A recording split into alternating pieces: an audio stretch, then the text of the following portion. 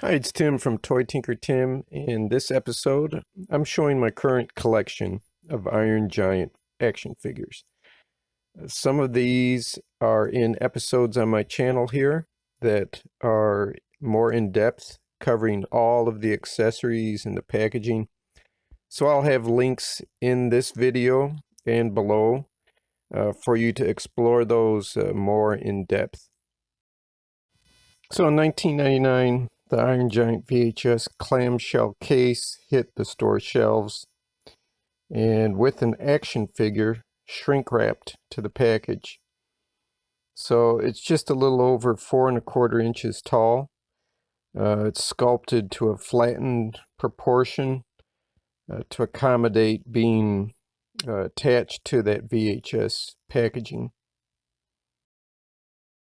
Here you get a good idea here on that shortening, flattening out of the figure. The feet have made it a little hard to pose, but you can see there's still really nice sculpted details on the figure. A little bit more here, detail look here on the markings on the back for the 1999 Warner Brothers, made in China there.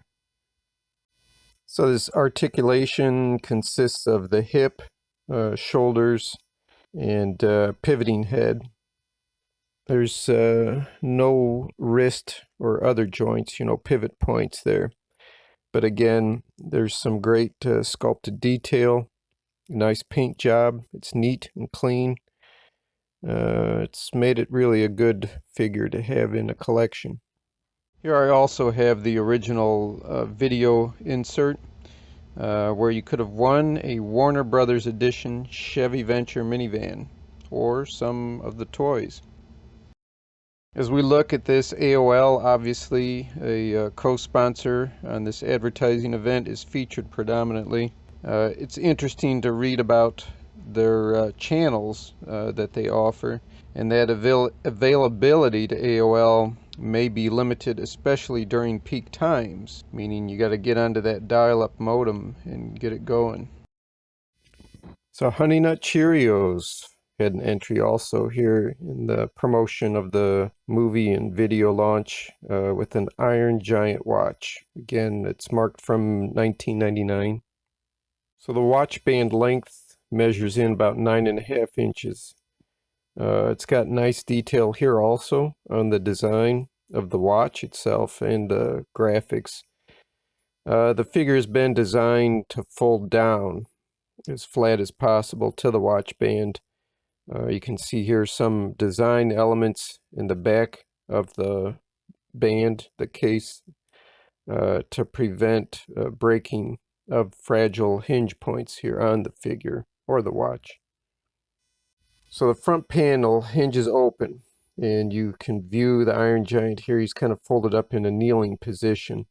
So as you carefully extend him upright to standing, you see his feet are joined together at a base, which slides under tabs inside the watch band, and that's holding him securely in place.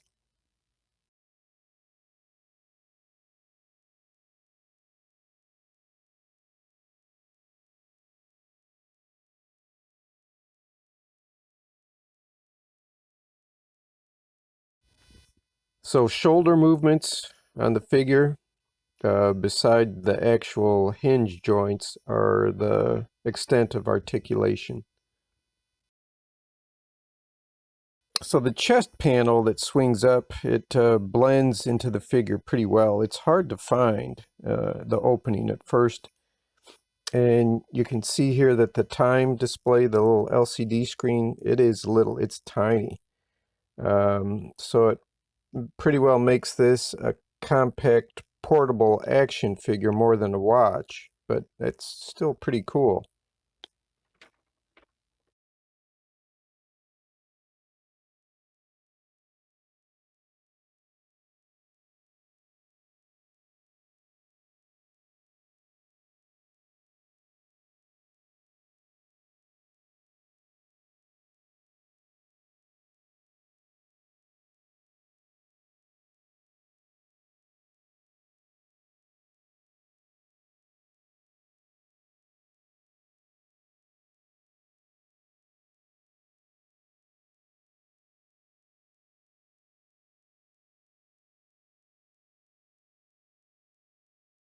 So literally here, we're taking a closer look at the battery type for the watch.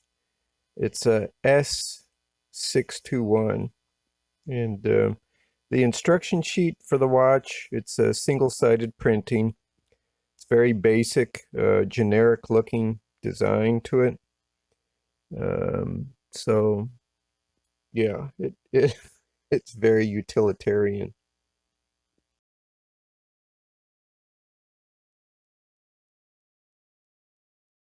So now we're taking a look head to head at the two 7-inch action figures of Iron Giant by Trendmasters. I have the Build and Battle and Transforming Iron Giant figures, both from 1999, at the time the movie was in theaters. And each of these figures have detailed episodes here on the channel. Links here in the video, and again, check out below the video for additional links to get more detailed looks at them and all their accessories.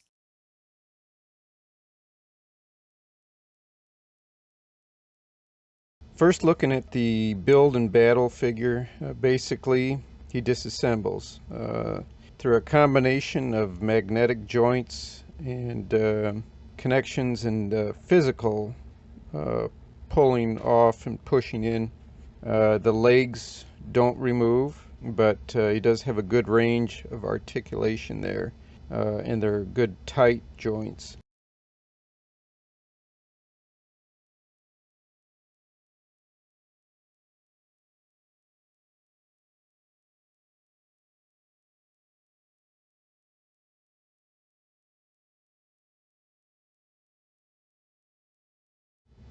The eyes on both figures are designed with a prism effect that captures the light that's above the head to give the illusion of the eyes being lit. So the transforming Iron Giant, this isn't like a Hasbro Transformer. He's transforming into his War Machine mode that's in the movie, The Iron Giant. The hands come off the figure and then they're reversed to the gun design, and then the hand is just put back up into the forearm, so the gun tips are out now. The lower legs slide open also to transform into the War Machine function.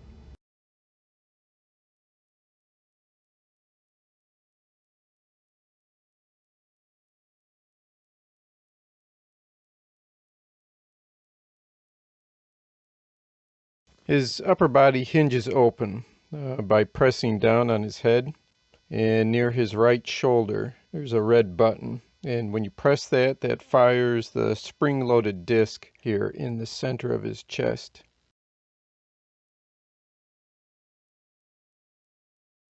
Here's a look at my newest addition.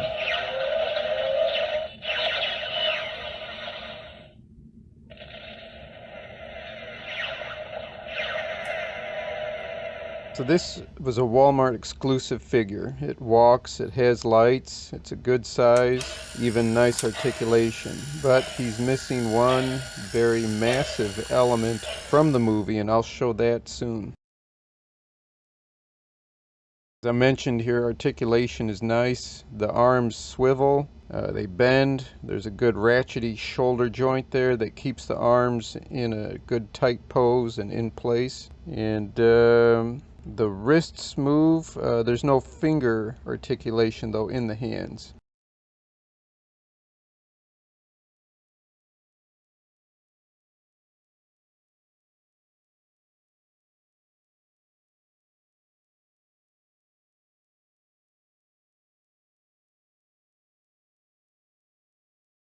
To access the more main feature of the figure, the chest section swings open, and the recessed hinges blend into the figure. They don't have any kind of a detraction from its appearance.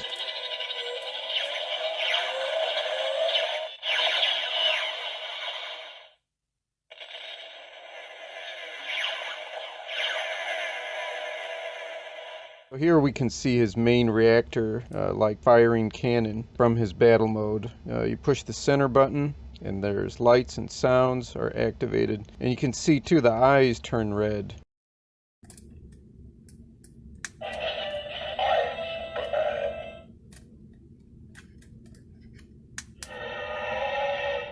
He speaks two phrases, and it sounds like Vin Diesel from the movie. He says, "I'm Superman and rock." And you'll notice too, in this mode, his eyes light up green. I've got a rear view here of the power switch and speaker location here in the upper back. A nice sculpted detail on the back, along through the neck and the head here as well.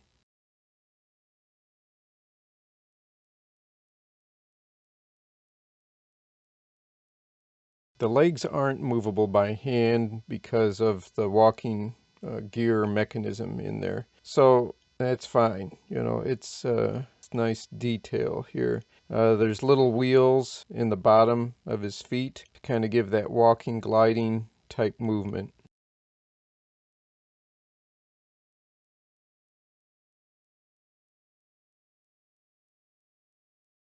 The shot here is to show the nice detail again, sculpted in all around the lower legs and the feet.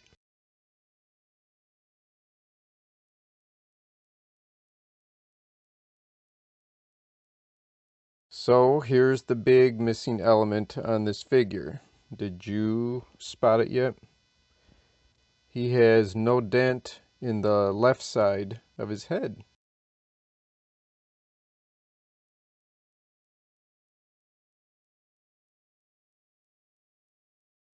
The packaging has lots of great color. The design is a throwback to the Trendmaster line of figures from 1999. There is no instruction sheet. You're going just by the info that's printed on the box. Time to transition from here and go to my Trendmasters Ultimate Iron Giant figure.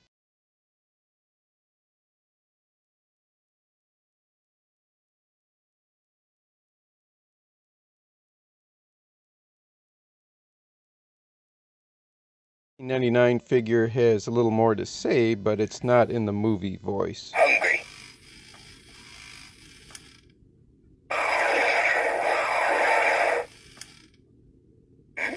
Yummy.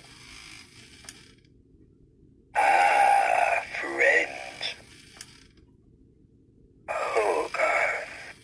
Friend. Hungry.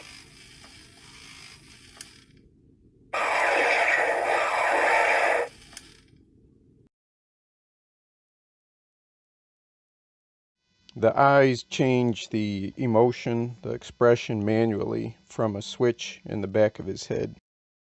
A lot of features on this figure, so check out the separate video review here on the Toy Tinker Tim channel.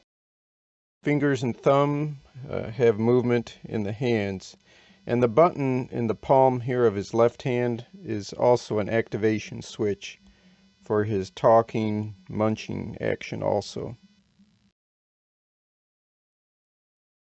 With his larger size also comes more points of articulation here throughout this whole figure. Again, the sculpting and painting detail are pretty intense here all over the figure. In the torso is a motion activated function that'll trigger the speech and the head movement there. And also the speaker grill is really discreetly worked into these bands here in the waist. Here on the back is a look at that storage compartment. This is where the pieces go after he eats them. And Hogarth is just kind of hanging out here too. That's the look here at my current Iron Giant action figure collection. There's lots more to explore on these individual figures here. More details on them here on the Toy Tinker Tim channel. And be sure and hit the subscribe button if you haven't yet. Share it with other collectors here. And hit the like if you enjoyed this one too. And again, as always, thanks for watching.